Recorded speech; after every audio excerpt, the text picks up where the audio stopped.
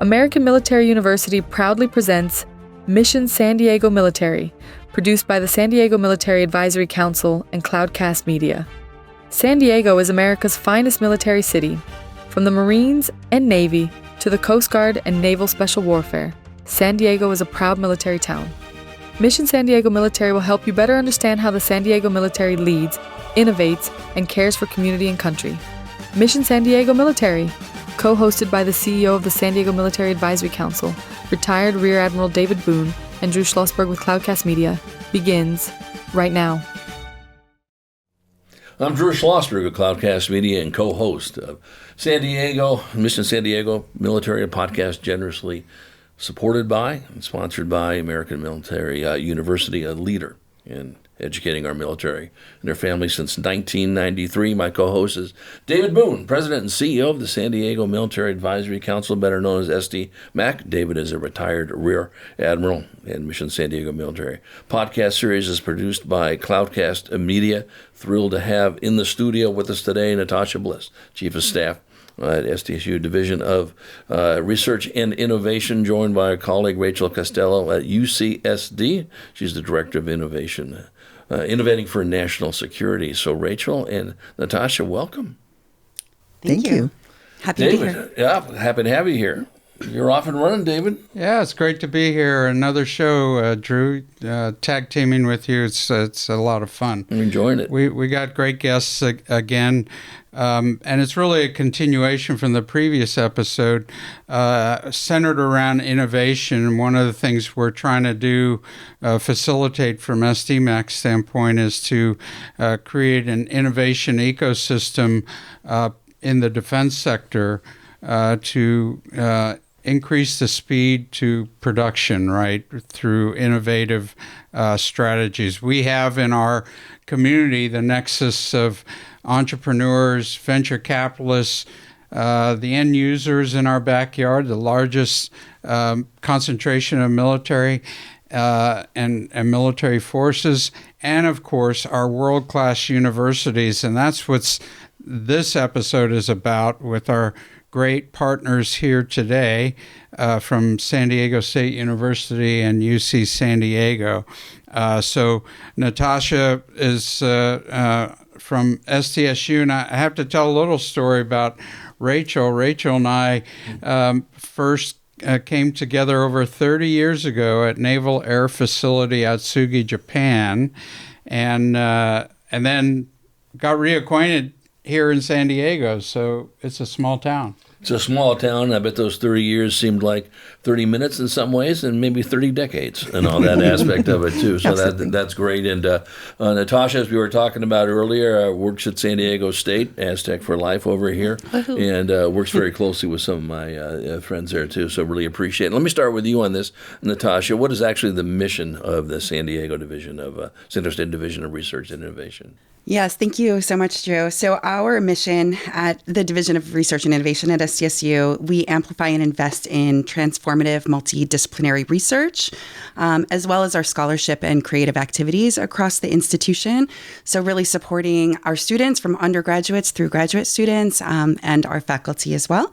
And overall to fortify SDSU as a premier community-engaged and border-connected public university where excellence and access converge. Yeah, it's really cool. I was honored to have, your colleague, Hala, on the Spotlight show, and then, of course, the president of SDSU not too long after that, Dr. Latorre, and was just shouting out from the time I was at San Diego State 2 zillion years ago. You folks have just knocked it out of the park, and just what the research has just absolutely been phenomenal. So kudos to you on that. Thank you very much. We're very proud. It's really a team effort over the course of many years. Right, and UCSD, my goodness, it just seems every time we turn around, there's another building going up over there, and what an unbelievable institution for so many different reasons, an economic driver, just like SDSU is in our region. What's the mission of what you focus on? So at Innovating for National Security, we expose our 45,000 students to potential career in national security. And they're in a little moat called La Jolla. So many of the students do not know that they live in the largest fleet concentration area west of Mississippi. So it's been a pleasure at least exposing them to potential career, whether it's in uniform as a researcher or just working for a defense contractor. Well, and then David and I talk about this, quite a bit on the shows. I think we might have mentioned this in the previous episodes. Is that those universities, SDSU and UCSD, with the other ones, Cal State San Marcos, and we're very fortunate in our region to have these universities and others. And the community college district is spectacular in our region. The careers that are coming out of these are just phenomenal. Whether you're studying about national security and you wind up in cyber or who knows what, you're in the next AI component is just phenomenal. And it just hits into the wheelhouse of what you're talking about, David. It's all about innovation. It really is. And part of the equation to create the ecosystem is to have the human capital as part of that equation. Without the people, you can't get there. And it's to be able to do critical thinking outside of our traditional stovepipes. Things are changing so fast. Sometimes what you're learning today won't apply a year from now or tomorrow. Or tomorrow. I mean, look at what's happening with AI. One of the things I'd like Natasha to talk about is the innovation center that is being built, being planned, being built, which is really innovative in and of itself. So why don't you talk about that? So SDSU, as probably many in your audience are aware, had the opportunity some years ago to purchase the site where Qualcomm Stadium was previously located. So we're now in the process of developing that site. So in the future on that site, we will have an innovation district with a total of 1.6 million square feet of research and innovation space. So our vision for that is to locate some of the labs that we have with our faculty currently up on the Mesa, to relocate those labs down to Mission Valley, especially for those faculty and labs that are more affiliated with industry or with other partners, and to have them then co-located with these public and private partners in the footprint of the innovation district to help really spur innovation between academia, government, and industry, and to support some of the goals that we have regionally around innovation and economic development. So I know we had chatted about this earlier, and David, you can jump in on it as well. Working with the EDC, of course, in the community college district, and I think Mark Cafferty on a previous show was talking about we need to get our businesses, off the dime here, and say we need to get more folks involved in this innovation. Talk about that. The part that's really important, that's part of their innovation center. Natasha talked about the intersection of these different communities, pulling them together, but also having classified spaces, what we call SCIFs, which will be part of this development in order to do innovative work in defense sector. And that'll help particularly startups, because to have a SCIF or innovative secure spaces, that's a big investment for a company. And so hopefully with the development of this space that'll be accessible to the startup community, the barrier to entry will be less. So that's one of the things we're looking forward to, right, Natasha? So for SDSU, we're really excited for this opportunity to work alongside so many partners, including the government. One of the things that we've really understood when it comes to national security and dual use, working with partners, is that there are certain resources that are finite. And so looking at how we can really help to expand the portfolio for San Diego and what San Diego is able to do, we're really excited about from Mission Valley. And I think from that perspective also, it's been really interesting, understanding our research, the research that our faculty are currently engaged in that has that's funded through the military and different, whether it's ONR or whether it's the Naval Health Research Center or the Marine Corps or the Army Corps of Engineers. It's so vast. I think that's something that people don't really understand, because you think about specific portfolios, but it's also everything from human performance or microbes in the human gut or materials and so on and so forth. And so thinking about Mission Valley and how we can really support that, how we can really help these nascent companies to, really get their feet underneath of them with the resources that they need, and then to scale, and hopefully scale as they're scaling, to have more of a footprint within Mission Valley is something that we're really excited about. Yeah, so on this aspect of national security, Rachel, were you involved in that in your Navy career? Were you in the cyber aspect? Were you in intelligence? Were you in both? Talk about that. I was actually in operations. So I'm what's called a flag rider. So I served 2 chief of naval operations as a youngster. And then once I became a master chief, I went to the track of command master chief program. So the command master is 1% of back then at 330,000 sailors in the Navy. Truly an honor to be selected. So I went on to do multiple sea tours. So I was on USS Mustin for deployed to Japan.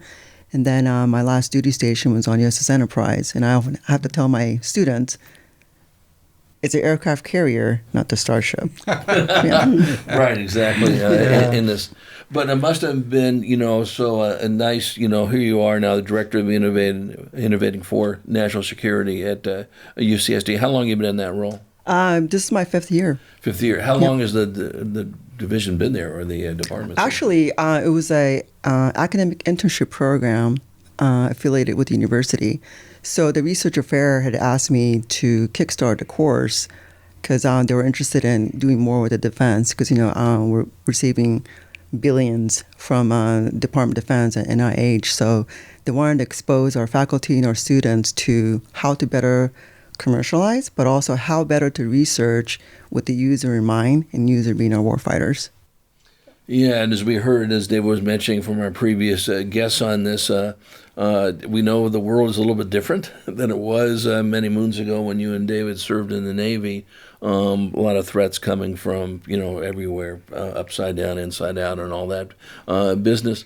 When you're meeting with is it a graduate level class, or is it it's undergraduate and graduates? Right. So the undergrads, as they starry eyes thinking this is, Spock is going to be on the Enterprise or whatever the case may be. And for our audience, they're going, what the heck is he talking about? Well, go Google Spock and you'll find out. But in that, are they just absolutely starry-eyed when you talk about national security? Do they have any clue? No, actually, they don't. As I said, the 45,000 students, I would say 99% of them have not had any experience, whether through family ties or just being around national security assets. So they do get starry-eyed once I tell them what they're working on, because they're real problems for real people, for our neighbors. So we source problem statements from 3rd Fleet, Naval Information Warfare Center Pacific, Camp Pendleton, 1st Marine Expeditionary Force. So they get to go to the base. They get to go visit the users on the ship, carriers. So at that point, they're very starry-eyed, right. Very excited. You're listening to another edition of Mission San Diego Military, brought to you by the American Military University. Honored to have with us Natasha Bliss, Chief of Staff for the SDSU Division of Research and Innovation, joined by our colleague Rachel Costello, UCSD Director of Innovating for National Security. I'm Drew Schlosberg of Cloudcast Media, co-host of the show, joined by my co-host David Boone, President and CEO of SDMAC. David? So talk about the process of incorporating students into, as you said, Rachel, real problems. So they get an exposure to it. What's the cycle? How does it work within your institutions that they work and complete on a project, and then where that potentially leads to post-education, whether it's working in the government, working in uniform, or working for a contractor? Let's start with Natasha. So I think one of the things that we do particularly well at SDSU is ensuring that our students do have those real-world exposures where they're able to apply what it is that they're learning in the classroom to these real-world settings. And so across programs at the institution, you really see that, having our capstone projects and those types of things where it's, maybe over the course of a semester, from start to finish, having a project, taking it, from the start all the way through to completion.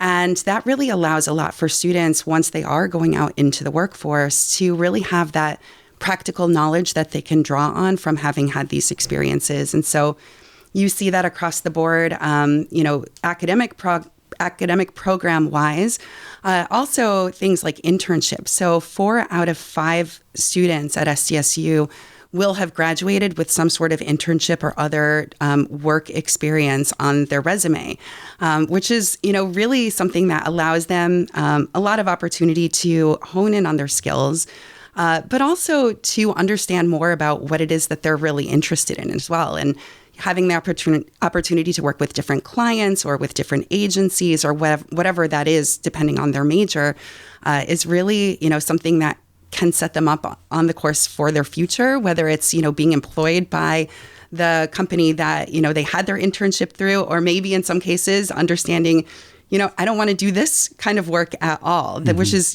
just as valuable for them. And so having those experiences while they're, in these academic settings is really valuable and something that we prioritize a lot for them. That's great. Rachel? Well, once we present our students with a problem set, we formed a team for them. So we're replicating a startup environment or when you graduate from college, you don't get to choose the people you work with, or you don't get to choose a project you work on. So for 1 quarter, they're team developing, they're trying to figure out how to frame a problem set, work with people that haven't met before, working on a problem set that have no idea what they're doing, work with people in a sector they don't know nothing about. But at the end of that 10-week, the magic happens. They know the difference between a sailor and a guardian and a Marine. They know all about the DoD's culture, the buying behavior. So they become extremely attractive recruits. So our graduates go out to get paid internship job with our local defense contractors. And DoD Smart Scholarship recipient, we have 14 of them on campus. And what that is, full ride scholarship for 4 years. Wow. Fully paid internship program, and a job waiting for you at a sponsored facility when you graduate. It's a pretty good deal. Yeah. Well, and I think this is what makes your university, UCSD, and of course SDSU, Natasha, is just such an unbelievable. There's a reason why there's 4 billion applications, coming in each year in this area. But I want to chat with you about this, Natasha, and you jump in on it as well. David and I were mentioning this earlier, and then in the first interview. Workforce development is so critical for both of your universities. You just mentioned that right now. What is there, 200,000 of us SDSU alumni running around in this? Well, for San Diego specifically, it's about 200,000. Right. We have about 500,000 living alumni at this point. Right, Incredible. exactly. Wow. But you folks, as we just heard from Rachel, same thing with SDSU. You folks, you mentioned 4 out of 5 get internships and all this, and in this market, as David has mentioned, we want folks to stay home. There's nothing wrong about going back to the East on this, but with the unbelievable academics they're getting at UCSD and, of course, at SDSU, and the investment that we're putting into these students, we want them to use that brain power here. Do you do any metrics? Do you track how many of the folks are staying in town, Natasha? We do, and we're very proud of the fact that 60% of our alumni stay right here in San Diego, 82% in the state of California. So workforce development is extremely important to us because we are, in a very real sense, training those that are going to go on to power our region. Yeah, no question, and the same with you as well, Rachel, correct? Yeah, most of our alumni are located in San Francisco, believe it or not. Really? So they're spread out across the country, but that's where our powerhouse, most of the people are. What's interesting also is that Natasha and I work really closely together on everything we do to position San Diego as a premier defense technology and innovation hub of our nation. This is our fourth time we're seeing each other, talking about Rachel and I see a lot of each other these days. Fourth time this month. Yeah. So it's been a real pleasure working with another institution. Now, do you work with the? Oh, I'm sorry. Go ahead. Well, I was going to say on that note, what we really need and what our academic institutions can help to support to an extremely large degree is really to have more industry based here. Have companies that are that are startups from here that are growing, scaling, and, becoming the Qualcomms of the future and the Illuminas of the future. And that way, all of our alumni can have those opportunities to stay here if they wish and to really flourish within our local economy. Well, David, that's what our good friend Mark Cafferty has got on his plate is, Yep. Get him here, build, stay, as much as we can. And of course, that involves a lot of lobbying and government and congressional Well, work let's too. expand on that. And without getting political, we've seen with this administration a retraction on government funding to universities, and it's affected our universities here. At the same time, I know the universities try to attract industry or venture capital funding. How is that going? Are you seeing the vacation, that's the wrong word, the vacating of federal funding being compensated by industry side? What's that look like for you all? And so, believe it or not, we had an increase of defense contractor coming into San Diego. Saronic just signed a lease for 80,000 square feet of space in Midway District. CSAT is becoming a unicorn. Same so thing. Explain what that is. That means that their manufacturing and their workforce development requirement all is on our shoulders in San Diego. And the fact that each of these companies are calling San Diego their home will tell you that they know the secret that we already know. We're by the users, largest free concentration area, world-class academia, and tacos and sun. Yeah, that's now as soon as we can get affordable housing into that mix, then that would be also something in that area. My first PCS, when I came back to stateside, we were so stressed out. Everything was just thrown at us, and I wish I could just go back and tell past me, like, hey, it's going to be fine. Go with the flow. Getting back to, UCSD, as you folks are certainly expanding, and what's your enrollment now? We're actually 49,000. 49 and growing. And right. growing. Yeah, exactly. And always are you looking to expand. We work very closely with the folks at Park and Market, which I'm sure you guys do, as well. And David's fully aware of that. And I think that's just a brilliant move. It's a typical UCSD. We need to be in the heart of San Diego and all that business. Do many of those folks, are you see yourself expanding and what you folks are doing outside of La Jolla and going to different areas? Definitely like in California? Or Just right down in San Diego, in different areas. Oh, absolutely. Yeah. So I personally have office in Park and Market. Okay. And so when I'm not teaching in Upper Campus during the quarter, that's where I'm at. And we have clinics that our students are from school medicines are, working on in City Heights area. So we do our best to provide benefits and value that UC San Diego could bring to a larger population. We're also looking for something how else we could expand further south also. Yeah, so if Dave doesn't mind, he knows I have a passion for a lot of things, mainly K-12 education. I happen to work very closely with the schools. As he knows, I've been involved with the Classroom of the Future Foundation, which works with all 43 school districts and also works with the universities, as well. I'll start with you on this, Natasha. How closely are you working with the K-12 schools, as they are looking to, either do some dual enrollments as they are with San Diego Community College District and maybe even with SDSU? Yes. So we work very closely with our school districts. And of course, you might imagine our College of Education and so on, but really expansively across our institution as well in a number of different capacities. And really thinking about, again, going back to your earlier question about workforce, so much of it, K-12 has to be at the table. And so you're aware, of course, we recently announced our partnership with the Community College District, which we're very excited about, and that will be accelerated degree programs for STEM. So they'll have a home with us in Mission Valley. So that's, more of a bridge between the community colleges and SDSU as a 4-year in the CSU system. But really, it's going beyond that and really thinking about how we can be investing into K-12 and making sure from a readiness perspective that they can be successful as students across our systems and within our other colleges and universities locally.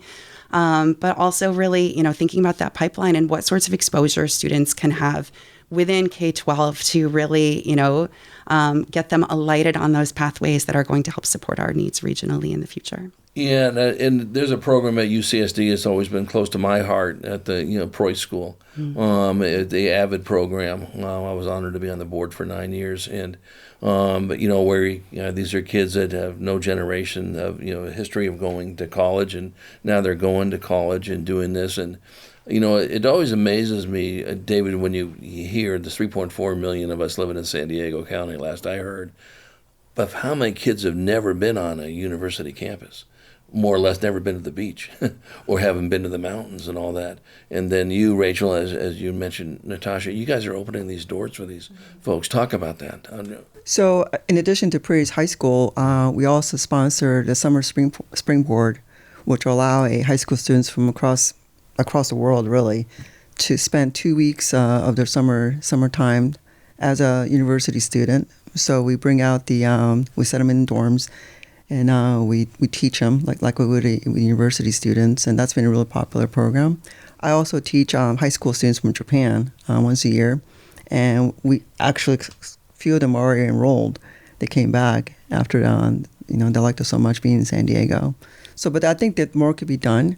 So I volunteered for any opportunity to go on and do a talk as a former sailor or a current educator, or with a small business that's looking to commercialize or grow in scale. And David, of course, and this hits in the wheelhouse what you're so interested in, the innovation. When you get these kids in the K-12 area, just be thinking about innovation, STEM or STEAM or whatever, and now doing these experiences, that just does nothing but bode well for everybody. Well, before I have got in this role as SDMAC, I was 10 years in private sector, and our number one problem, I ran engineering companies, and human capital was our number one problem. So getting young people interested in STEM is kind of, in my view, the first step, to not be intimidated, to have a desire to learn how to learn, right? And if you can spark that interest, to me, that's the beginning of a person pursuing advanced degrees and getting into technical areas of business that are very complex. But it starts early, and if we don't do that as a society, we're going to lose out.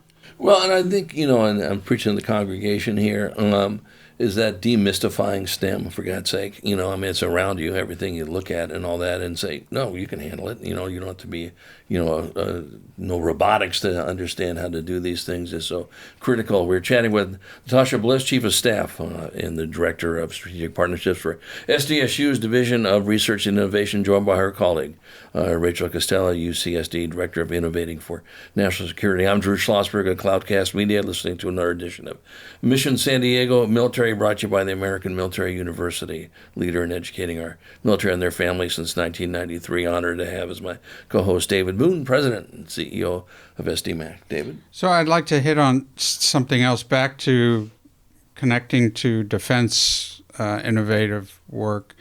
When you choose a particular major in a university, it's pretty stovepiped, right? I was a civil engineer, so you learn about engineering. When you graduate and get out and become a project manager, whatever field, you find that it really takes skill sets in all different aspects, from business to economics to politics, right? It takes this kind of rounded appreciation for all these different areas. Is that part of the educational path to get that broader integrated perspective as they go out and work in defense areas, having that wherewithal to understand the larger context is really important. I agree. So as part of my course at Innovation National Security, we take every chance to send our students, whether they're in my course or other majors from other departments and other schools, to go to AFCEA events. They were just volunteers at C4ISR Symposium, and their only mission is to expand their network, listen to the leaders and the industry experts talk. And guess what happens? They get hired on the spot. So last year, our star data science student was headhunted by Red Hat. And this year when we went back, he remembered us and goes, "Oh, who do you have this year?" So I think that's a kind of way to get the students out there. I mean, sometimes you got to take them to the event yourself. They may not necessarily go, but once they hear that their friends are getting jobs and internship, the word of mouth kicks in, and it's all gravy from there. It's great. Can I ask Natasha a question about troops to engineers? Is something that is near and dear to probably your heart personally, but definitely universities. Talk about that. Yeah, Troops to Engineers is a program that has been running at San Diego for a number of years. Now, it's a pretty unique program. So it's for students who are exiting from the military, coming to SDSU and pursuing careers in engineering. Which are, these are amazing students. They're coming in with their clearances, which is a huge one for us here regionally. And then, developing on the skill sets that they've already received through their military service to really hone in, in an area of engineering. And so these are just top-notch students from the employer perspective. So the program was actually originally grant funded, and now it's actually funded by industry. And so these students, they have the opportunity for paid internships and just a very kind of curated experience over the time that they're with us at SDSU in preparation for, going into these jobs in industry. So Troops to Engineering is a program that we're really proud of and gets a lot of support at SDSU. Yeah, I know Booz Allen is involved in Northrop Grumman and so forth. And I mean, obviously they realize these could be our future employees. What a shock that would be on this. And I think just one more thing that makes SDSU and UCSD top-notch universities in so many different areas. And, from a guy who used to run community and public relations at the Union Tribune, you guys are just every single aspect out in the community. Doesn't make a difference where it is, elevating those opportunities for people. And it's all about opportunities anyway. So I'm going to, we did this with the last group too, so we'll start with you on this. Talk about any challenges you may have and what our audience or what can people do to help you with those challenges. I'll start with you on that, Rachel. Wow, challenges. I think to encourage young people to think big and not to let anybody hold them back.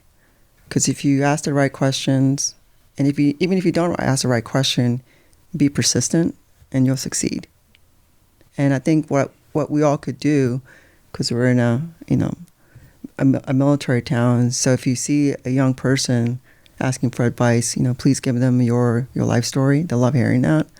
And then tell them this is how I started and this is where I'm at. And you too could do the same. That's great. That's good. Natasha? Well, I absolutely agree with that. I think, in terms of challenge, I think in terms of something that the community can really support for students is opportunity. And that can mean a lot of different things depending on who you are. But any way that you can help to open doors for students, to create more possibility for them to open their eyes, to Rachel's point, the exposures are huge. And David, you touched on this as well of, what is the responsibility of a higher education institution? It is more than, just the specifics of your degree. It's the exposures that are going to help you to be successful in life. And so to the broader community, if you're industry, looking at those opportunities to offer internships, really create that pipeline for our students, allow them those exposures. Philanthropy is obviously a big one. We're very fortunate to have so many people that are invested into our students in different capacities, but really anything that you can do to just allow more opportunity and experience for students is going to come back tenfold in different capacities in terms of how that can help to set them up for their futures and careers. Yeah, well stated. David, any final comments? Well, as we talked about, the innovation ecosystem we're trying to create to a large degree is dependent on our universities as a mechanism to feed the human capital into that, and to be partnered with them is really a great thing. As we evolve, they evolve, and sometimes they evolve faster than we do in thinking. So I really appreciate having both of them and their institutions to work with. So it's a great partnership. Yeah, it is a great partnership. It's to continue to grow, and I know you folks work with other universities around and the community college district as well. So, Natasha Bliss, thank you so much for your insights as well. Rachel Costello, glad you got to hook up back with David Boone, and serving in the Navy. 30 years. 30 years. That's right. I'm Drew Schlosberg of Cloudcast Media. You've been listening to another edition of Mission San Diego Military, brought to you by American Military University. They've been working with the military and their families since 1993. David Boone, always enjoy co-hosting with you. And to our audience, we hope you enjoyed the interview. We hope you enjoyed this episode of Mission San Diego Military, presented by American Military University, an educational leader for active duty military, veterans, and their families. Mission San Diego Military is produced by the San Diego Military Advisory Council in partnership with Cloudcast Media, the national leader in local podcasting. We're sure you learned quite a bit about why San Diego is America's finest military city. Please like, subscribe, and share the show. Cloudcast Media.